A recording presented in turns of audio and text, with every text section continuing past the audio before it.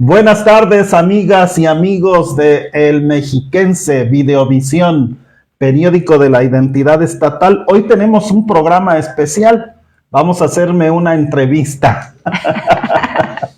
Como es obvio, realizarme a mí mismo una entrevista sobre la situación de Ecatepec y la política que se está viviendo, pues sería medio incómodo. Sí se podría, pero sería medio incómodo. Entonces, hemos tenido el honor de que aceptara a participar en este ejercicio de entrevista de doña Judith Sánchez Reyes, quien se encuentra aquí con nosotros. En verdad es un honor tenerla aquí en El Mexiquense y en este programa de Ciudad de Ecatepec al aire. Ella es reportera en la fuente de Presidencia de la República a través de Perspectivas MX, pero también dirige y conduce un programa muy interesante que se llama Sí a las Buenas Noticias, los viernes, también en Facebook Live. Entonces ya verán a lo largo de esta conversación el talento y la virtud que acompaña a Judith Sánchez Reyes y por qué me siento honrado y muy gustoso de que estés aquí conmigo platicando de este momento político que vive Ecatepec. No, al contrario, José Luis, muchas gracias a toda tu audiencia, que por supuesto es muy amplia, es un programa que, como bien me lo comentabas antes de entrar al aire, bueno, pues es referencia justamente de información para esta región de este estado. No, al contrario, para mí es un honor poder platicar con un personaje, un político que, bueno, pues ha estado en diferentes momentos de la historia de aquí del Estado de México y que, bueno, pues ahora nuevamente quieres incursionar, quieres volver a estar en una posición, bueno, pues para quizá retomar algunos proyectos que quizá no te dio tiempo cuando fuiste presidente municipal, por ahí del 2006-2009, y que ahora, bueno, pues con nuevos bríos, con nuevas perspectivas, con nuevas propuestas, bueno, pues quieres justamente llegar a esa población. Pues muchísimas gracias por supuesto en los controles a Carla y a Jorge, y bueno, pues muchas gracias a este medio de información. Y bueno, pues comencemos la charla, mi querido José Luis. Comentábamos, ya mucha gente por supuesto te conoce porque cada semana estás con un programa y traes información interesante, pero ahora justamente quieres regresar a esa faceta que también muchas personas aquí en el municipio de Ecatepec lo saben. ¿Con qué les vas a sorprender a tus representados ahora, para el próximo año, para las próximas elecciones? Mira, primero hay que decir que esta determinación de participar en el proceso de designación de coordinadores de Morena y luego en la elección constitucional, pues deriva de que hay una gran oportunidad. Por primera vez un partido distinto al PRI tendría a partir del 2024 gobierno federal, estatal y municipal. Yo fui presidente cuando las cosas eran muy diferentes.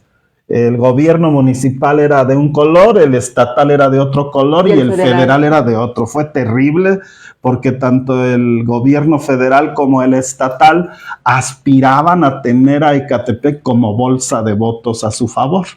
Entonces estuve en una feroz competencia contra el presidente de la República y contra el gobernador, que traía un ascenso muy importante y que veían a Ecatepec como un territorio en disputa, no como una ciudad a la que había que atender. Ahora creo que lo que hicimos en aquel entonces, que se puede resumir en un proyecto de 15,000 obras y acciones en 1,000 días, podría duplicarse o triplicarse por esta condición de ser un gobierno alineado con el mismo color en lo federal, estatal y municipal. Y justo por eso, lo que en aquel entonces tuvimos que ser muy prudentes, en esta ocasión podemos ser muy audaces. En principio, ir más a fondo en la descentralización de la ciudad, en lugar de un solo presupuesto municipal, 5 o 7 presupuestos regionales para que todas las regiones de la ciudad tengan acceso a bienes y servicios públicos que faciliten su calidad de vida. En segundo lugar, una coordinación de recursos que nos permitan triplicar al menos el recurso disponible para mejorar la movilidad, la seguridad, la educación, salud y cultura de la gente de Ecatepec. Y serían esas dos las grandes novedades. Alinear recursos federales, estatales y municipales y descentralizar, garantizar que lo que llegue y lo que se tiene beneficie y derrame su bienestar en toda la población. Por supuesto, José Luis, que Ecatepec es muy distinto hoy, en el 2023, al 2006-2009, cuando tú estabas al frente del gobierno. Ha habido muchas situaciones que también han puesto sobre la mesa al municipio, sobre todo en la cuestión de seguridad, que eso es algo que adolecemos a nivel nacional y que es algo que adolece toda la población. En ese sentido, esos recursos de los que tú hablas, que quizá ahora con este entendimiento con el gobierno estatal, con el gobierno federal, que pudieran bajar de manera un poco más rápida y más ordenada este presupuesto, ¿qué harías en ese sentido? Bueno, la violencia en Ecatepec es producto de que se instauró en el municipio por objetivos electorales una relación perversa entre los políticos que llegaron después que concluyó mi administración y los grupos delictivos que operan en el territorio. A cambio de votos, los gobiernos que me sucedieron entregaron concesiones, entregaron territorios y entregaron impunidad. A algunos les aseguraron la no intervención de la policía en sus colonias, a otros les aseguraron ser parte de los negocios con los que la clase política lucra con la población, el agua, la extorsión policial, las supervisiones de desarrollo urbano, protección civil y comercio, a cambio de dejar a las mafias intervenir en esos negocios que las administraciones que me sucedieron desarrollaron. Ellos obtuvieron votos. Entonces, esa violencia terminará en el momento en el que la nueva administración municipal termine con ese pacto. Fue un pacto que hicieron los priistas para recuperar el gobierno de esta ciudad, pero es un pacto que continuó después de que salió el PRI del gobierno. Entonces, terminar la violencia es terminar con la relación con esos grupos, decir se acabó esa explotación de la comunidad. Esos nexos, además. Es una sangría impresionante de la población. En tan solo 4 años han sido detenidas más personas con el argumento de resistencia a la autoridad que en 20 años previos. Es decir, es una manera en que la policía extorsiona al ciudadano para sacarle dinero que no se reporta a las arcas municipales. Son cerca de 200,000 detenciones al año de personas trabajadoras, jóvenes, que padecen el cobro de multas por trabajar. Si estás bajando mercancía de un camión para ponerla en una tienda, te detiene la policía y tienes que pagar 3,000 pesos. Y el argumento con el que te llevan es resistencia a la autoridad y no tener permiso para trasladar mercancía en tus manos. Son cerca de 200,000 casos anuales. Y hay otro caso muy grave, es las detenciones con la acusación de portación de arma blanca. Si no hay otra de qué acusarte, te dicen ante el juez que portabas un arma blanca. Y esto lo padecen principalmente jóvenes. Entonces, la violencia que vive Ecatepec es producto de la corrupción, de la impunidad y de esta decisión de lucrar con lo público y desde lo público. Si eliminamos esa violencia, podremos concentrarnos en otra violencia que es la más delicada de la ciudad, que tiene que ver con la violencia intrafamiliar. Tú sabes que Ecatepec tiene 2 alertas, sí, una de feminicidios y otra de violencia de género, que no se han combatido. Si me permites, antes de entrar a ese tema, porque es también muy importante, en este sentido, dices algo que pocos políticos, al menos en las últimas fechas, José Luis, reconocen la complicidad entre autoridades y células del crimen organizado. Regularmente cuando alguien aspira a un cargo, pues, y sobre todo si quieren estar ahí, no lo niegan porque justamente no quieren como entrar en una batalla con estos grupos. Pero en ese sentido, ¿cuáles serían, digamos, las acciones que tú harías justamente para hacer que este nexo se rompa? Y sobre todo, ¿qué hacer para crear una limpia o realizar una limpia dentro de lo que son las corporaciones policiales? Bueno, esa respuesta un poco se contesta con la misma esa pregunta se contesta con la misma pregunta. Hay que sacarlos del poder público.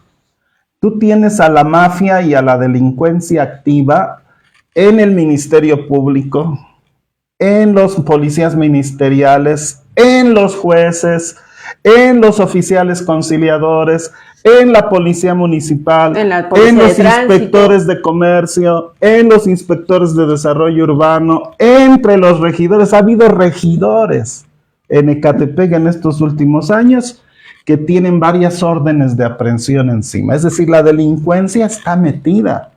Nadie puede cerrar los ojos a ellos, salvo quienes quieran que ese sistema continúe.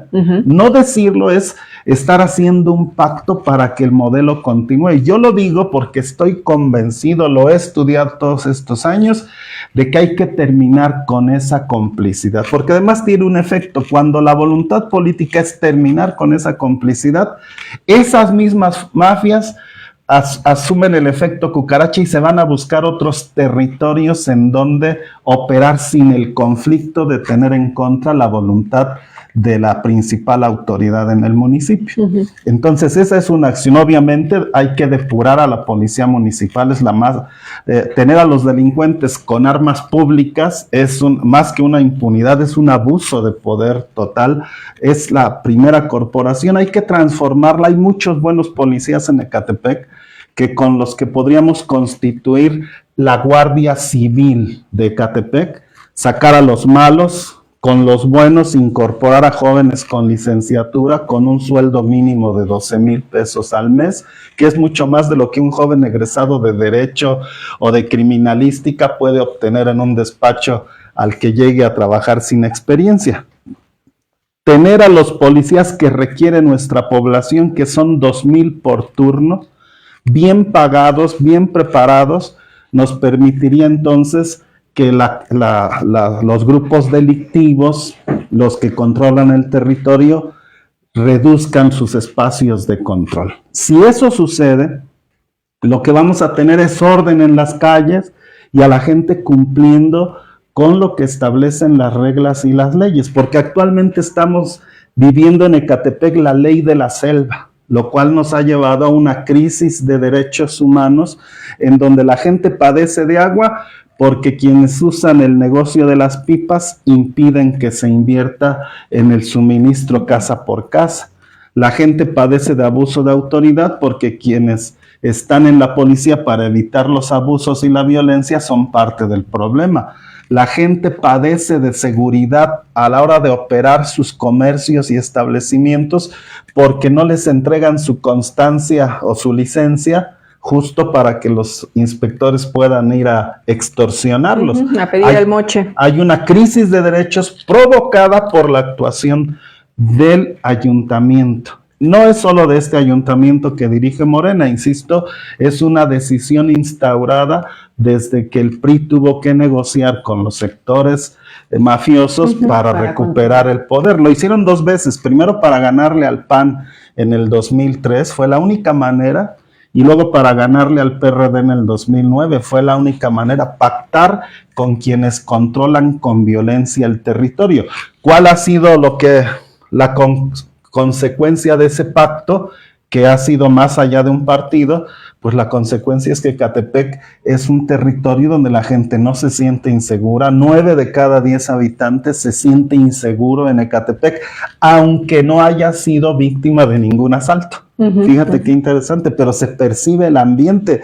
Si tú circulas en tu carro sin seguro, eres víctima de los montachoques. Así es que si no traen seguro, mejor alquilen su seguro, porque esos muchachos traen un sistema, checan tus placas, no traes seguro y te provocan un choque para que termines pagándoles por una defensa 20, 30 mil pesos por el simple hecho de que se bajan 4 personas armadas para decirte, nos pagas 30 mil o a ver cómo nos arreglamos. Es una cosa muy grave el asunto de los montachoques en Ecatepec, porque más de la mitad de los automovilistas circulan sin seguro. Es una cuestión grave. José Luis, tú comentabas, a los policías que no obviamente tienen esta vocación de servicio y lo único que buscan es beneficiarse a través de una acción de extorsión o algún otro delito, se agarran y limpiarlos, sacarlos de ahí. ¿Qué se hace con eso, con esos? ¿Qué se va a hacer con esos policías? Bueno, el Sistema Nacional de Seguridad nos permite monitorearlos.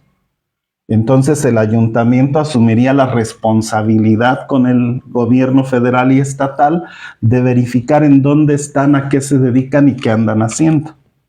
Porque justamente de eso se trata, de evitar que los que saquemos porque no están haciendo las cosas bien, sigan haciéndolo ahora desde fuera. Porque además se acostumbra en Ecatepec de que hay gente que ya no pertenece a las corporaciones, pero se siguen poniendo el uniforme y ahora siguen extorsionando como si fueran de la corporación. Claro, y además no conocen todo el movimiento también, ¿no? ¿Qué otra cosa es muy importante? Darle voz a las víctimas. Los delitos cometidos por personas con autoridad, siendo funcionarios y servidores públicos, no prescriben.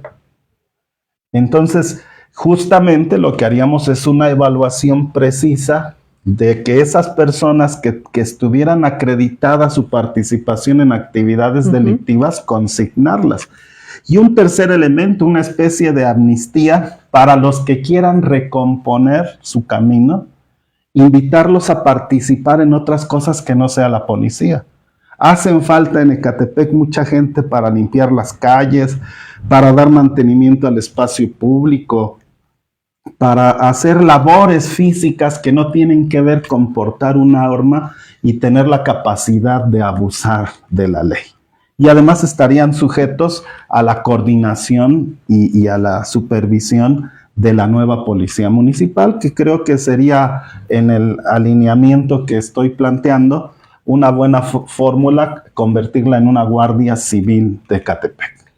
Y ahora sí, tocar este tema de la violencia intrafamiliar, la violencia contra las mujeres, que finalmente, bien lo dices, Ecatepec pues es uno de los municipios en donde justamente en el mapa nacional aparece con grandes índices justamente de feminicidios y de este tipo de delitos de violencia en contra de las mujeres. ¿Qué harías tú en caso de nuevamente pues lograr la candidatura para la presidencia municipal en el 2024? Fíjate que en el 2007 nosotros desde el Ayuntamiento de Ecatepec le advertimos al gobierno federal y estatal que un fenómeno que estaba generando esa guerra contra el narco que había declarado el gobierno federal era el incremento de tensiones en la sociedad, que sumado a la crisis económica que estaba agudizada en esos años, estaba provocando tensiones internas en las familias que se estaban resolviendo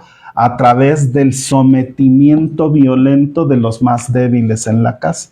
Advertimos 2 crisis, una crisis de violación de derechos a los niños, a las infancias, y otra crisis que tenía que ver con la violencia de género.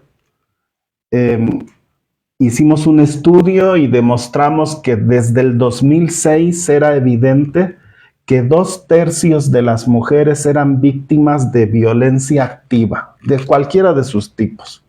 2/3 de mujeres bajo violencia en un municipio de 2,5 millones de habitantes, te habla de que 1 millón de mujeres todos los días eran víctimas de violencia. ¿Cuál fue la estrategia que implementamos con diversas organizaciones? La estrategia de la organización social. Hicimos una red de 500 grupos de apoyo recíproco que nos permitió difundir e informar entre las mujeres cuáles eran sus derechos y que la violencia no era normal. Que fue el gran descubrimiento de aquel estudio, es que las mujeres normalizaban la violencia. Es decir, bueno, me pega porque me quiere, mi papá le pegaba a mi mamá, es normal que mi pareja me pegue a mí, me cela porque todos los hombres deben celar a las mujeres, me dice groserías porque pues así habla con sus amigos, es normal que así hable conmigo. Todo era una violencia normalizada. La presencia de 500 grupos de mujeres aprendiendo y conociendo de sus derechos, de psicología, de actividades para el trabajo, permitió que esa sensación cambiara. Y en 2 años logramos no disminuir, pero sí contener la violencia, no se incrementó. Después se arrojó al cesto de la basura toda la estrategia de la red de mujeres de Ecatepec y hasta la fecha no se ha reactivado. Pero siguen operando algunos grupos de apoyo mutuo de mujeres que bien podrían reactivarse y generarse por lo menos uno en cada una de las secciones electorales en la que está dividido el territorio. Y si a esa experiencia se le agrega financiamiento para las actividades económicas de las mujeres, estoy convencido de que las mujeres a sí mismas pueden disminuir y erradicar sustancialmente la violencia de género, sobre todo por otra consecuencia de aquella experiencia. Cuando la mujer aprendió que no es normal la violencia, empezó a educar a los jóvenes y a los niños de la casa, ¿no? En que no era normal. Y empezó a generar reacciones que a veces a la mala educaron a los varones en que la violencia no era normal. Imagínate si las mujeres los sentían normalizados, los varones los sentían como una cuestión hasta divina, ¿no? Claro. Soy hombre, soy más fuerte, por eso puedo ser violento contra los más débiles. Entonces esa acción es una acción concientizadora. La organización social es concientizadora y creemos que podemos ir más allá. Un elemento adicional que quedó pendiente, se lo propusimos entonces al gobierno federal y estatal, era la prueba de violencia. ¿Recuerdas que ahora que en la policía desde aquel entonces implementamos las pruebas de control de confianza? Junto a eso, que también fue una propuesta que surgió desde Ecatepec, bueno, la hicimos entre Ecatepec, Pachuca y Naucalpan, esa prueba de control de confianza, ahora muy mal aplicada, pero es otro tema. Lo que planteábamos en el tema de violencia de género era la prueba de control de confianza de violencia de género. Y era muy simple hacerle exámenes a los varones, principalmente del servicio público, para acreditar que no eran violentos en casa. ¿Una especie de violentómetro, algo así? Bueno, no, porque pretendía analizar cómo estaba tu relación con las mujeres con las que convives cotidianamente. Bueno, el ver si eres violento con las mujeres o no. La idea era corregirlo, como lo hicimos en ese entonces. Esa vino de una experiencia que tuvimos con la Policía Municipal. Nosotros creamos el primer centro especializado de atención psicológica municipal en el país, el CAPE. Y nuestro primer ejercicio de intervención emocional fue con los 2,000 policías de Ecatepec. Porque en el 2006 las quejas sobre la policía eran como las que yo estoy diciendo ahora en el 2023. Y descubrimos que la violencia policial y su abuso obedece, ya lo dije, a que hay una autoridad que les da luz verde para salir a extorsionar a la gente, y la única manera de hacerlo es a la mala y con violencia. Pero había otro componente que tenía que ver con la emoción, y era los policías traían varias deficiencias emocionales provocadas porque su actividad es de alto riesgo y conviven con fenómenos sociales con los que casi nadie más convive. Tuvimos que intervenir a través de una estrategia que metió atención psicológica de los 2,000 policías a 1,800. Unos, los menos graves, en cuestiones de terapia de grupos, los medio graves, terapia familiar, y los más graves, Ya con terapia, focos rojos, ¿no? sí, terapia diario. A veces nos interesaba más que estuvieran en su sesión En las psicológica sesiones que en la calle, ¿no? que en la calle, Sí, era, claro. porque además no podían portar arma cuando no están psicológicamente aptos. Claro, No sabemos cómo habían sacado la licencia antes, claro, y cómo la sacaron después. Le das pistola a una persona que se enoja cuando lo ven feo. claro. No puede ser. Sí, o sea, la violencia que ejercían en calle, ¿no? Con los habitantes, obviamente la trasladaban. Bueno, la intervención de esa estrategia fue milagrosa. Se reportaron grandes indicadores de control y bienestar en los más graves. Las familias de los policías se sintieron reivindicadas y mejor tratadas. Hubo otros elementos, otras cosas como los incentivos. Y finalmente, los que estaban en condiciones más leves de problema emocional se sintieron reconocidos y parte del gobierno, ¿ves?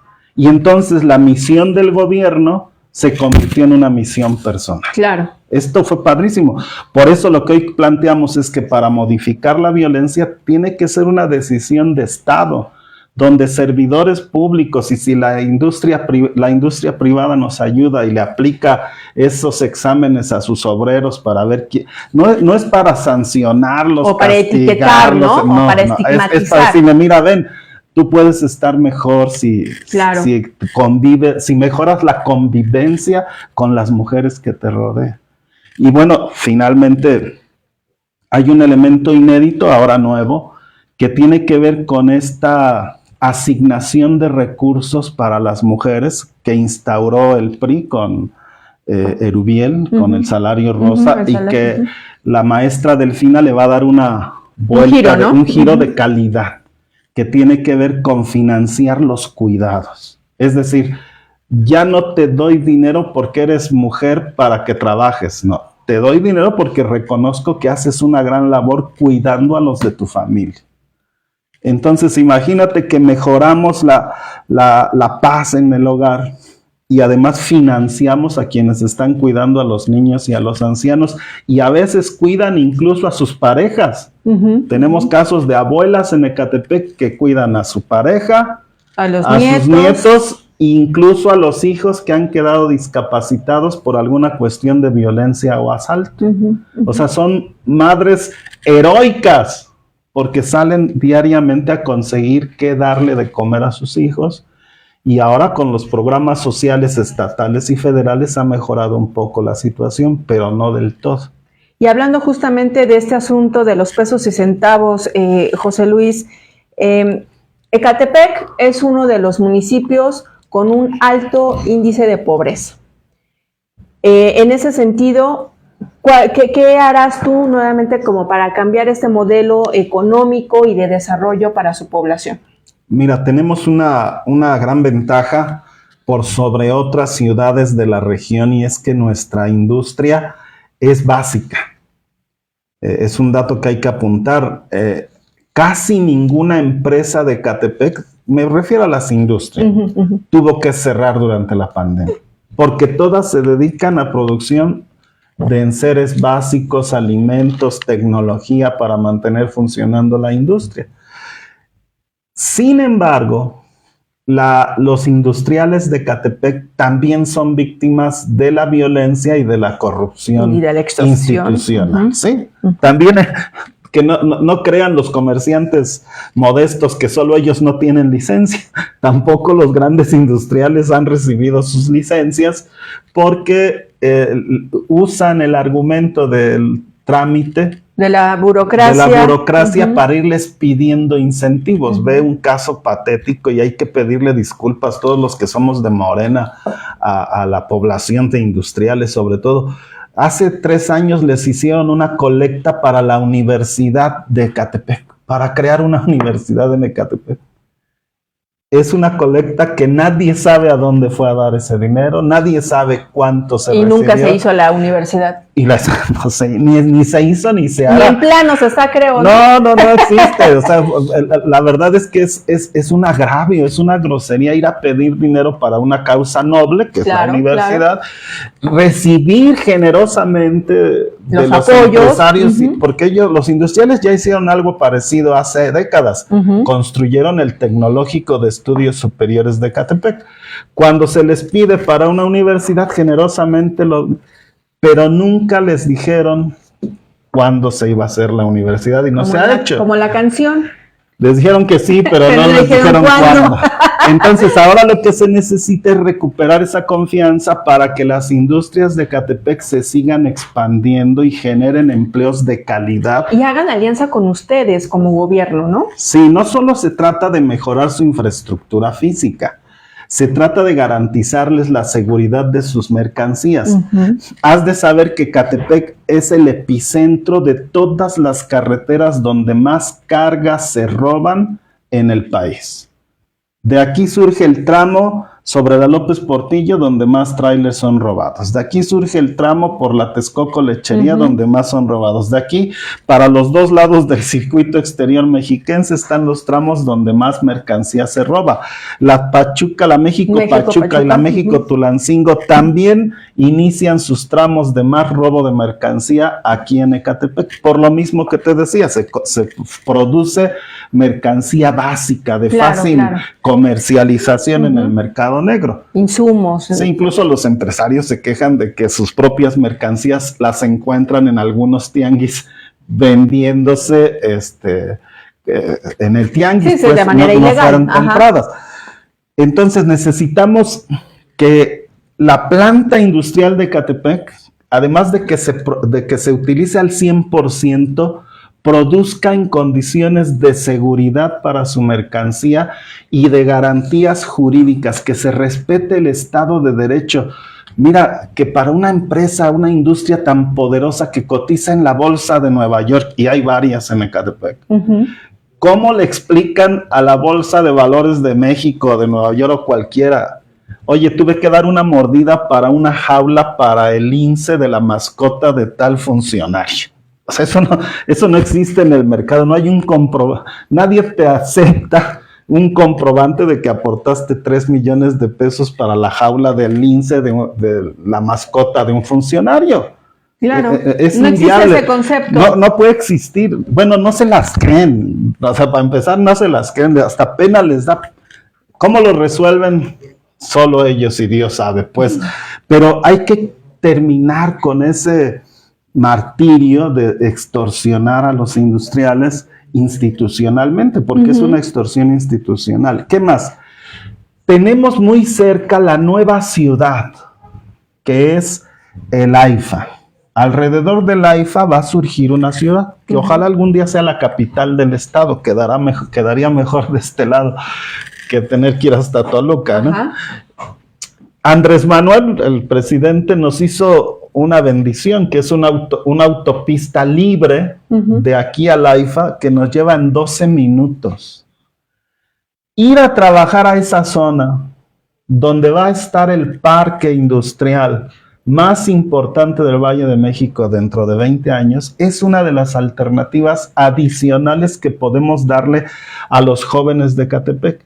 Pero necesitamos educarlos, capacitarlos, prepararlos, ofrecer más carreras que sean requeridas en el mercado que esa gran ciudad. En este caso, que serían carreras técnicas. Carreras técnicas, también humanísticas, porque la expansión de esa ciudad va a requerir, para empezar, estamos hablando del tema emocional, los profesionales en psicología, sociología y carreras afines van a ser muy necesarios en esa ciudad de 4 millones de habitantes, más Ecatepec, que va a crecer a otros 4 millones de habitantes, ahora que está surgiendo el segundo y tercer piso. Traes 8 millones de habitantes que van a requerir servicios y atención de muchas disciplinas. Pero la cantidad de universidades públicas en Ecatepec es la menor del país. Solo tenemos un lugar público, un lugar en universidad pública por cada 100 solicitantes. O sea, es tremendo, es nada.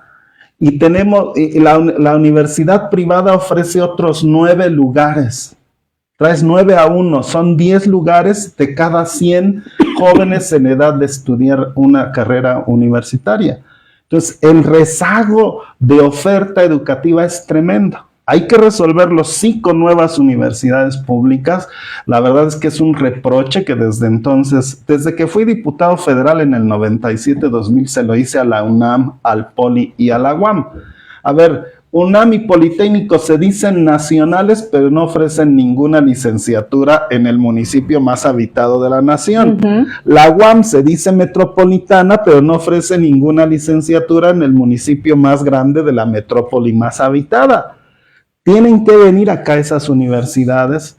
La UAM, la UAM, Campus Ecatepec, es la más chiquita de las universidades públicas cuando tiene la responsabilidad más grande.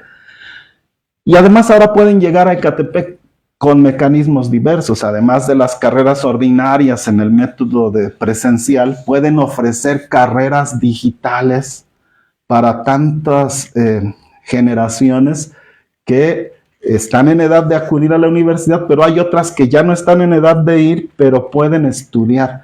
Un fenómeno interesantísimo es que de las 9 carreras que ofrecen, o de los 9 lugares que ofrecen las universidades privadas para jóvenes en Ecatepec, la mitad la ofrecen sábados y domingos.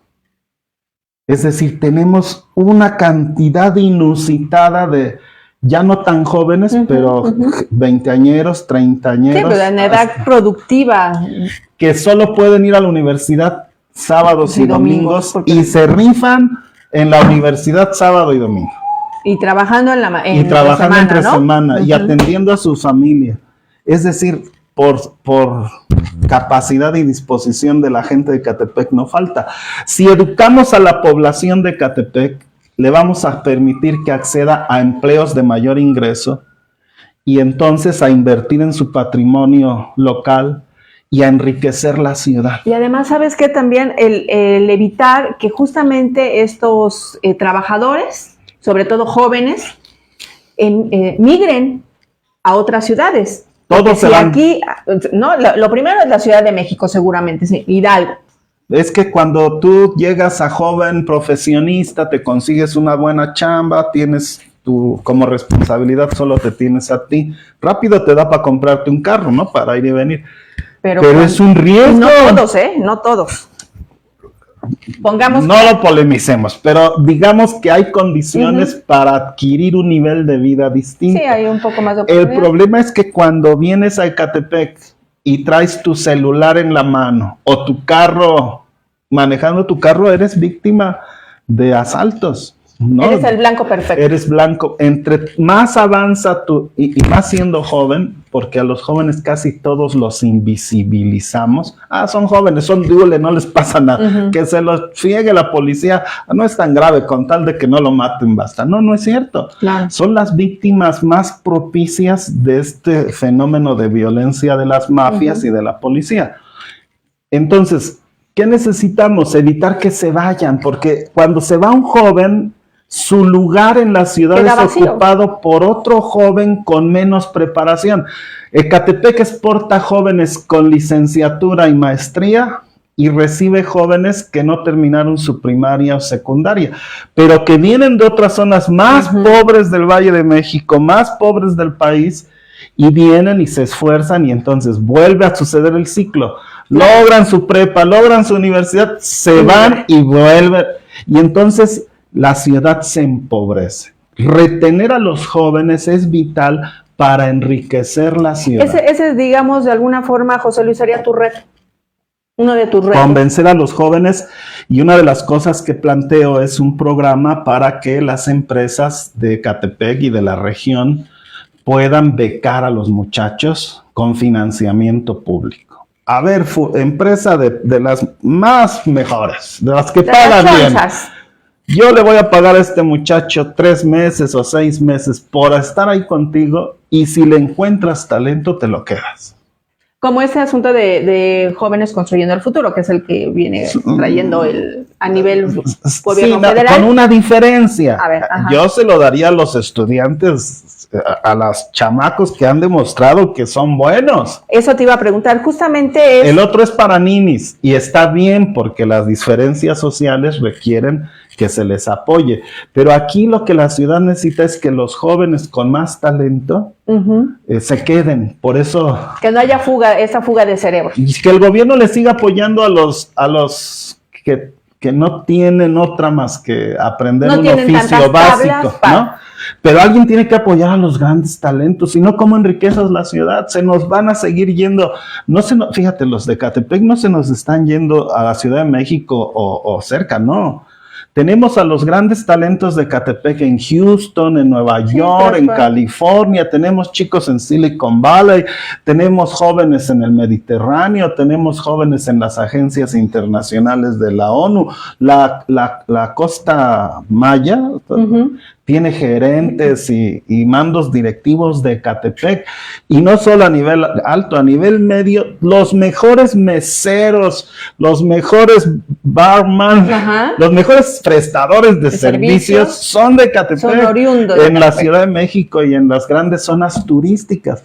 Entonces el desafío no es, ahora sí que por la población no paramos por los malos gobiernos que se han centrado en el lucro y el control social para mantener el poder, en lugar de alentar a la población. Y el presupuesto mal canalizado. Muy mal canalizado, como tú dices, a ver, y muy bajo. Exacto, o sea, tú dices, a hacer una alianza con las grandes empresas para justamente seguir impulsando, seguir capacitando a estos jóvenes, a estos talentos, pero también de una manera muy minuciosa y monitoreada. O sea, no nada más es dar el dinero, ahí agárralo, no.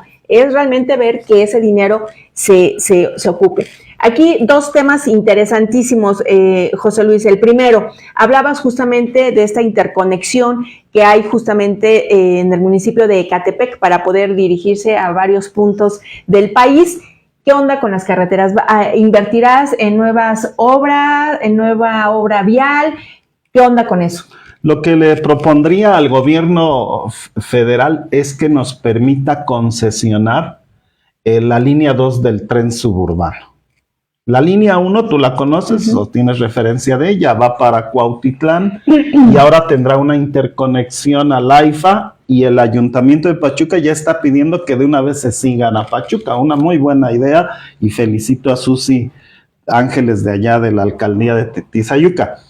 Lo que yo estoy planteando desde el 2007, que hice un acuerdo con Peña y con Calderón, un acuerdo institucional, bueno, fueron 3 acuerdos: ampliar a 8 carriles la autopista México-Pachuca, que se logró; introducir por fin el drenaje profundo debajo del Gran Canal, con la expectativa de dejar de usar el Gran Canal; y el tercero faltó, que era, como ya íbamos a dejar de usar el Gran Canal, meter de Martín Carrera a Tepexpan el tren suburbano línea 2 por la vía que ya circula.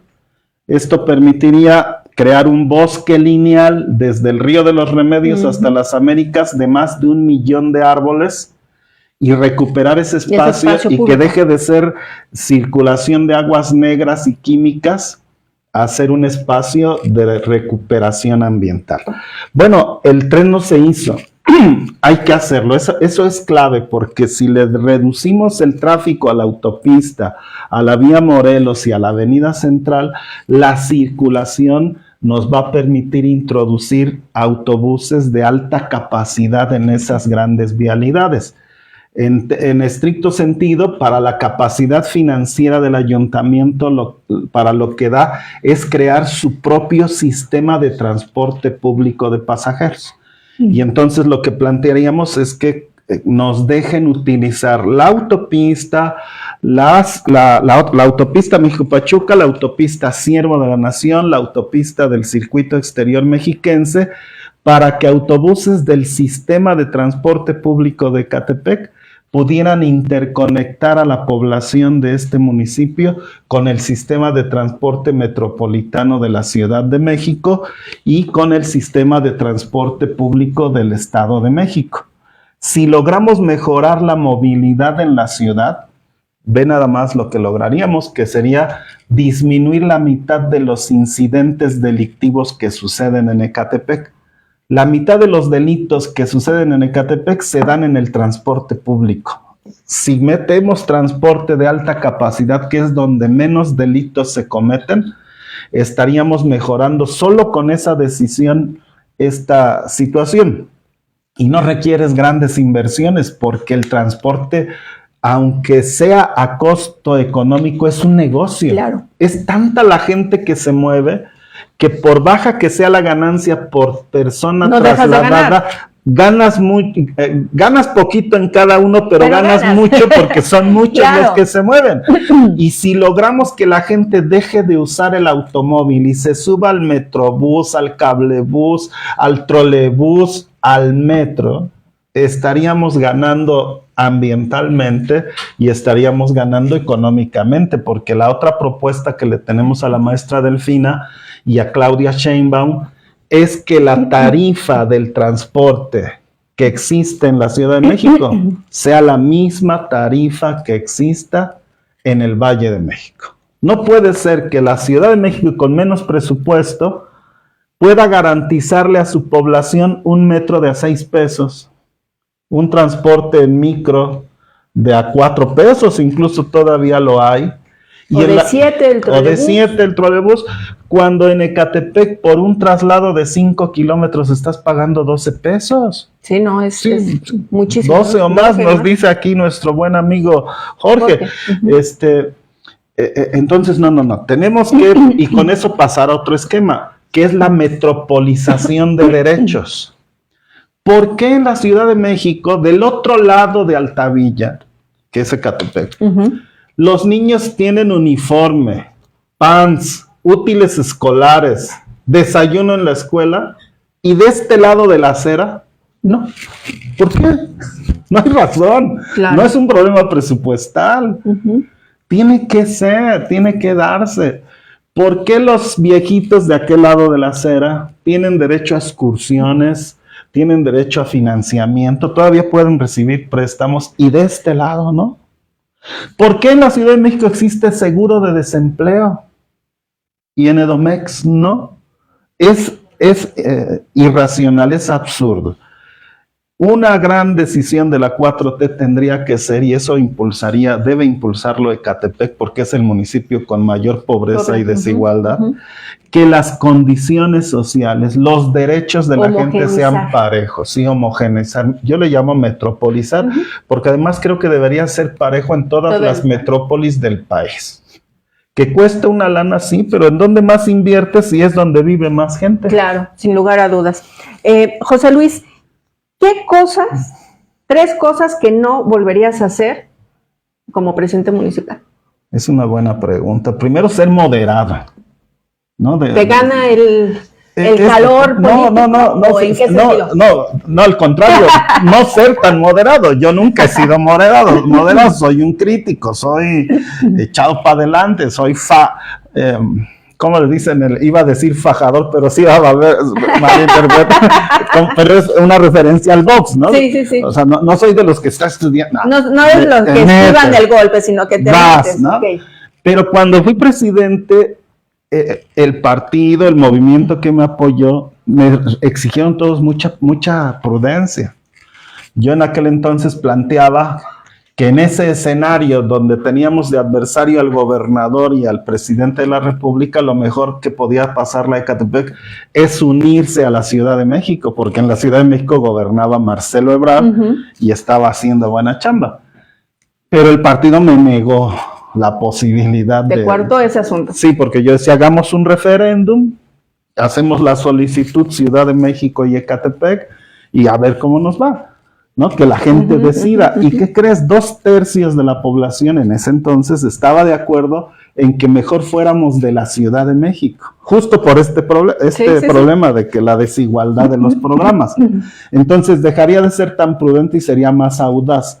Una de las propuestas que ahora he preparado es plantear la autonomía de las ciudades con más de 500,000 habitantes. Que significa que los estados ya no administren el dinero que la federación le asigna por ley a los habitantes de una entidad. Mientras el municipio de Ecatepec administra 5,000 millones al año, el gobierno del estado administra 30,000 millones de lo que le tocaría a Ecatepec. En lugar que lo administre el estado, que lo administre parejo Ecatepec, y tendríamos 35,000 millones al año, lo cual nos alcanzaría para resolver el problema de la red de agua, la red de drenaje, volver a echar pavimento, banquetas en tan solo 3 años. Todo lo que es infraestructura urbana. Lo atenderíamos y muy rápidamente, hacia 5 años, podríamos estar atendiendo cuestiones como la preparación especializada de toda la población. Ya no solo los jóvenes, sino hasta los viejitos, regresarlos a capacitar, especializarlos a capacitar a los jóvenes en lo que ellos hicieron muy bien durante su vida. En fin, todo un asunto de prosperidad social. Esa es la primera. ¿Qué otra cosa no haría? Mira, hubo un dilema con el asunto de cómo combatir la desigualdad, ¿no? Esta intención de, bueno, darle todas las facilidades a los empresarios estuvo muy bien, pero no les pedimos reciprocidad, ¿no? Entonces, hoy hay que pedir reciprocidad. De todo esto que estoy hablando hay corresponsabilidades. Claro. Entonces hay que apoyar a los empresarios a que la economía sea segura y prospere, pero a cambio hay que pedirles que el sueldo mínimo en Ecatepec sea el más alto del país. ¿Sí me explico? Que Ecatepec se distinga y que sepamos que venir a trabajar a Ecatepec, o que la gente de Ecatepec se quiere quedar aquí porque tenemos los mejores sueldos del país. Es la mejor forma de evitar que nuestros chicos y jóvenes se estén yendo. Y si se van es porque son los mejores y van y regresan, ¿no? Entonces, esa otra situación de no pedir corresponsabilidad, ¿no? El sentir que estás obligado a hacerlo tú todo, a que a ti te toca, para eso te pagan. Un poco tiene que ver con mi formación, ¿no? Yo fui formado en un hogar de abuelos obreros, padres obreros, en donde la disciplina y el hacer bien las cosas a la primera, el cuidar lo de los demás mejor que lo tuyo, porque lo de todos es sagrado. Valorarlo, ¿no? Entonces te lleva a un escenario de tú eres el responsable, tú tienes que hacerlo, tienes que lograr la aprobación de los demás.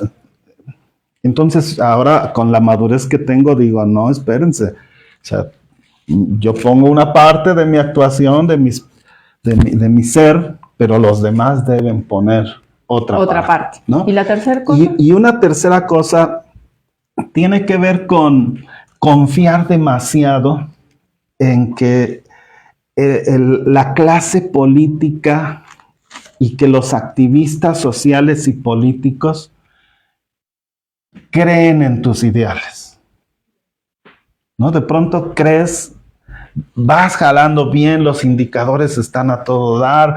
Vancomer te dice que subiste la ciudad del lugar número 60 al número 6 en competitividad y atractivo para invertir.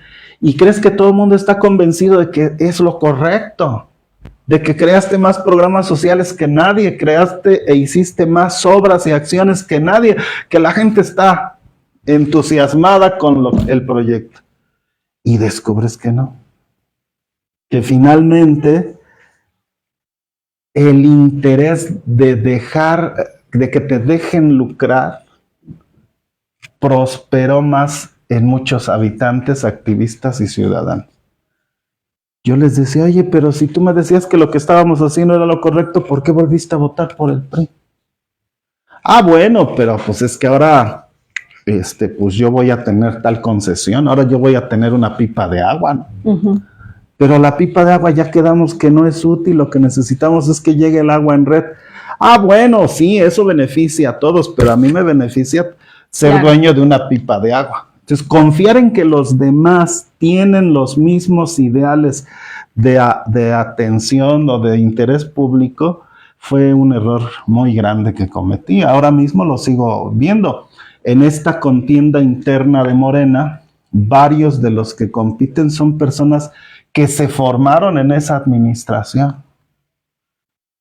pero ellos dieron un salto, cuando esa administración concluyó, dieron un salto al pragmatismo, ¿no? El pragmatismo de bueno, primero lo que deja y luego los ideales.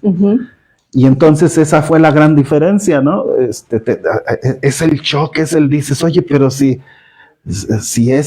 hasta cantaba los poemas de Pablo Neruda, las canciones de Silvio Rodríguez a mi lado, y decía, la lucha sigue y hasta la victoria siempre, y nomás terminó el gobierno y ya no. Entonces fue confiar demasiado, ¿no? ¿Hay fractura al interior de Morena aquí en Ecatepec? Sí la hay. Bueno, de entrada no existe el partido, como en todo el país, es un movimiento, sigue siendo un movimiento. Entonces, como no existe una causa común o una agenda de causas comunes, cada quien trae su agenda. Unos quieren que su familia siga estando en el poder, esa es su agenda principal. No hay otra razón. ¿Por qué quieres que Esmeralda sea candidata? Porque es mi esposa. ¿Y los demás qué? ¿O cuál es el mérito? ¿Cuál es el? No, es mi esposo, oye, pero si hasta existe situaciones indebidas ahí, pues sí, pero es la que yo quiero. No hay agenda. El otro, ¿y tú por qué quieres que esa diputada sea? Ah, bueno, es que yo tengo derecho a poner en Ecatepec, pero tú pusiste a Vilchis y nos salió malo. Ah, bueno, pero cualquiera se equivoca, ahora no me voy a equivocar, ¿no? Entonces tu agenda es tú tener a Ecatepec por tus intereses estatales, ¿no? Y hay otros sectores en Morena que dicen, no, mi agenda es que ahora me toca a mí. Y otros, los menos representados en Morena, que apelan o apelamos al interés público como predominante de la transformación que buscamos. Y no soy yo solo soy uno de ellos, pero la mayoría de los 300,000 electores, cuando les preguntamos por qué votaron por Morena, te dicen, porque queremos que Ecatepec se transforme. Entonces hay una agenda de los que votan por Morena, que es la transformación, y otra agenda de los grupos de Morena, en donde en general son los intereses los que predominan. Y tú en un momento dado, si llegas obviamente a obtener el apoyo de estos simpatizantes para abanderar, ¿no?, esta coordinación de este movimiento aquí en este municipio, ¿serías un factor de negociación, un factor de unidad? Mira, los convencería de que si lo que les interesan son sus circunstancias personales, las podemos poner a salvo, ¿no? Entonces, en este proyecto de crecimiento y prosperidad para Ecatepec, todos ganamos. Y si a ellos lo que les preocupa es algo en particular, se puede resolver. A las mafias sí de plano les vamos a decir, no puede haber acuerdo con las mafias porque es una condición imprescindible terminar con la violencia. No, mientras haya violencia no puede haber acuerdo. Y los grupos de Morena naturalmente tienen que alinearse porque su representatividad es tan escasa que fuera de Morena no tienen representatividad. No, les pasaría como a los compañeros que se miden por fuera de Morena, ¿no? Si los mides por fuera de Morena, pues no tienen posibilidades de triunfo.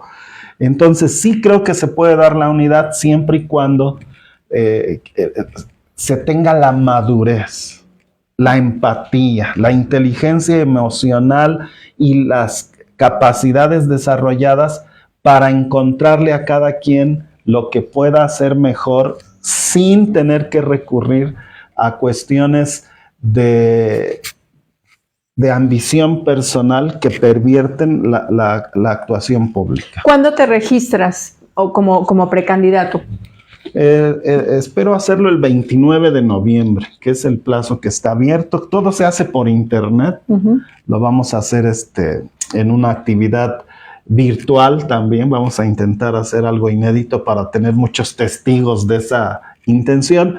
Y sobre todo con la presentación de un documento que es una carta dirigida a Claudia Sheinbaum y a Delfina Gómez, proponiéndoles la agenda de la ciudad Ecatepec. Es decir, los 10 asuntos más importantes que Ecatepec requiere de Claudia y los 10 asuntos más importantes que requiere de Delfina como un planteamiento, una aportación a lo que debe ser la operación en el territorio de Ecatepec. Y si obviamente este apoyo, ¿no? Sales beneficiado, recurrirás a protección, esta protección que hace unos meses el propio presidente de la República, bueno, pues hizo ya ese compromiso público con todos aquellos que van a buscar un cargo de elección popular, justamente para tu protección, porque lo acabas ahorita de decir, vas a romper con muchos intereses de muchos, en muchos factores, sobre todo la cuestión del crimen organizado. ¿Recurrirás justamente a este conducto? Fíjate que no, en Ecatepec no es necesario, porque la gente te ubica y te apoya bien, ¿no? Te advierten, te anticipan cualquier situación que pueda haber en contra. Tengo la ventaja de que en mis más de 30 años de activismo en Ecatepec nunca he tenido ningún acuerdo y ningún pacto con ningún grupo organizado. Se pone en riesgo el político que hace pacto con ellos y luego los rompe, ¿no? Si no tienes pacto, no tienen que atacarte. Pero bueno, igual a lo mejor hay ahorita grupos que quieran a otra persona, ¿no? También. Sí, pero sería en su contra, porque yo no soy solo yo. No son ocurrencias personales. Te lo decía hace un momento. 22 de cada 23 personas que votan por Morena quieren un cambio y una transformación como la que estoy proponiendo. Y si no estoy yo, habrá otro que proponga lo mismo. Y nada más rápidamente, obviamente en esta elección va a haber muchos jóvenes que quizás sea la primera vez que van a emitir su voto. ¿Cuál sería el mensaje para ellos, José Luis? Bueno, los chicos traen una capacidad de participación impresionante. Justo vengo regresando de la Conferencia Internacional de Democracia Participativa en Brasil. Y una de las experiencias de este año es cómo están participando los jóvenes en la transformación de las ciudades. Barcelona, Sudamérica, África nos mostraron ejercicios basados en la participación juvenil. Fíjate qué interesante. Como en otros países, los jóvenes no pueden ser diputados, alcaldes o senadores hasta después de los 21. En México creo que incluso es el caso de senadores después de los 25. Pero lo que les están concediendo como una avanzada es el derecho de planificar, evaluar, participar en la toma de decisiones del gobierno. Uh-huh. Entonces, si tú eres niño o joven, tienes derecho a interactuar con las autoridades para definir tus prioridades. Todos sabemos que las prioridades del joven es educación, empleo, servicios, acceso a satisfactores, incluida la vivienda, el transporte, salud, por ejemplo, la salud reproductiva y sexual, que en el caso de Ecatepec es muy, muy importante. Todos sabemos eso en general, pero no lo sabemos en particular. Y una de las cosas, por ejemplo, déjame comentar esto, la experiencia de Sudamérica, Europa y África, hubo una coincidencia brutal.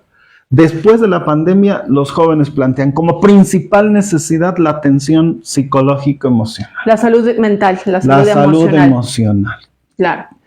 Hay ciudades que están ofreciendo ya servicio de acompañamiento presencial, virtual, telefónica, 24 horas del día. ¿Sí? Gratuito y sin compromiso. Si solo quieres escuchar el sí, aquí estoy, solo eso. Sí, porque además, justamente en la pandemia, algo que trajo fue justo esta afectación emocional en los jóvenes, que eso se tradujo en un alto índice de suicidio. Entonces, los primeros electores o los electores primerizos en este 24 son los jóvenes de la pandemia. O sea, tenían 15 años cuando la pandemia. Sí. Son los que más difícil la están pasando porque están llegando a la universidad o a la preparatoria. Arrastrando todo eso. Con insuficiencia de capacidad para socializar, para integrarse en relaciones afectivas saludables. y la adicción está incrementándose terriblemente como un esquema de evasión de esta realidad. Entonces, habrá que estudiarlo y preguntarle a los chicos en Ecatepec, en el Estado de México, si este tema de la salud emocional sería por ahora su principal prioridad. Supongo que sí, y habría que estar listos para proponerles algo. Pero también en el tema de la deficiencia educativa que generó la educación a distancia. La deserción es otro gran tema. Hay que ofrecerle a los chicos y niños de la pandemia mecanismos a cargo del ayuntamiento para recuperar el nivel de que debieron alcanzar y que no pudieron porque o no tenían los dispositivos para conectarse a internet, o la educación fue muy deficitaria, o la llegada nuevamente a las aulas no supieron asimilarlo, ¿no? Ni ellos asimilarlo, ni la escuela entender que no, que todavía muchas había escuelas, cambiado. Las escuelas no entendieron que todo cambió y lo recibieron como si hubiera sido ayer el anterior día de clases, cuando había mucha actividad que realizar. Es más, una cuarta parte de los chicos de Ecatepec no ha regresado a las escuelas por cuestiones económicas o porque esa sensación, desde el síndrome de la cabaña hasta las carencias económicas, lo han impedido.